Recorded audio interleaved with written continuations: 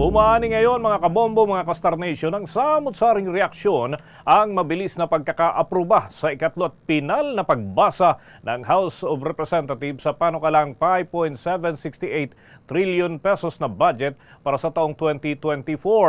Yan ay bandang alas 10 na ng gabi nang ganap na hong matapos ang deliberasyon doon sa plenaryo ng mababang kapulungan ng Kongreso. May pa rin yan, inaprubahan na nga ng Kamara de Representantes sa ikatlo at huling pagbasa ang panukalang 5.768 trillion pesos na pambansang pondo para sa susunod na taon matapos ang ilang linggong deliberasyon at bago na rin mag-adjourn ng session ng Kongreso para sa isang buwang break. Kung maaalala, sinatipikahang urgente Pangulong Ferdinand Bongbong Marcos Jr. ang 2024 General Appropriations Bill. Nakatakdang bumuo naman ng isang small committee na siyang kakalap at magsasapinal ng mga inilatag na amyenda ng mga mababatas. Ang small committee ay bubuin ni House Committee on Appropriations Chair Zaldico, Appropriations Senior Vice Chair Stella Kimbo, House Majority Leader Manix Dalipe at si House Minority Leader Marcelino Libanan. Ang deadline ay itinakda naman sa darating na Setyembre 29 ng taong kasalukuyan. Bago ang botohan sa third reading, umalma pa si Kabataan Party List Representative Raul Manuel at sa kanyang alegasyon, abay pinatayan na siya ng mikropono. Kaugnay niyan, narito at pakinggan natin ang pahayag ni Speaker Martin Romualdez. With 296 members voting in the affirmative, 3 in the negative, and 0 abstentions, House Bill number 8980, the 2024 General Appropriations Bill, is approved on third and final reading. Samantala, pinapurihan naman ni Speaker Ferdinand Martin Romualdez ang pag-aproba ng panukalang budget na hindi lamang umano pagtugon sa mandato ng Kamara kundi pagpapakita ng dedikasyon nitong magsilbi ng may transparency at accountability sa mga Pilipino. Sa kanyang mensahe bago magsara ang session, binigyang diin ni Speaker Romualdez ang pagnanais ng kapulungan na tuparin ang mandato nito na bantayan ang pambansang pondo na may mataas na pagkilala sa transparency at diligence.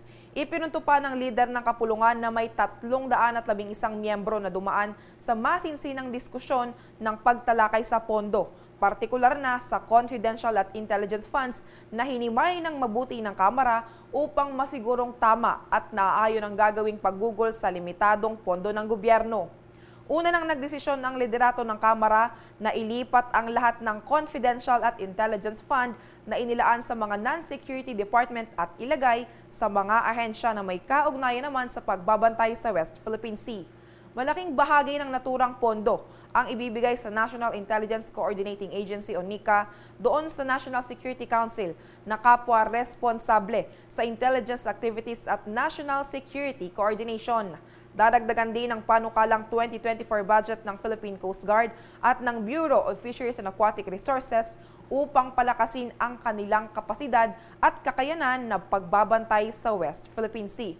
Para sa House Speaker, ang pag-aproba sa 2024 General Appropriations Bill ay patunay sa pagpapahalaga ng Kamara sa kapakanan ng mga Pilipino at sa minimithing mas masaganang bansa. Ang 2024 national budget ay 9.5% na mas mataas naman kaysa sa kasalukuyang 5.267 trillion pesos at katumbas ng 21.7% ng gross domestic product ng bansa. Kaugnay niyan, narito pa ang karagdagang pahayag ni Speaker Martin Romualdez. Constitutional requirement of transparency, the House of Representatives has to shepherd the national expenditure program no matter the rigors and challenges along the way. These include the difficult discussions on the confidential and intelligent funds, which the House successfully steered toward a healthy and vibrant exchange. We underscored the need for agencies to abide by the strict accounting and auditing rules governing the handling and the release of such funds, and emphasized the need to safeguard its efficient and responsible utilization. As a result, the House was able to assess and evaluate the nature and the use of these funds and correct any misapprehensions and allay the public concerns regarding this issue. Napakinggan ang bahagi ng pahayag ni House Speaker Martin Romualdez.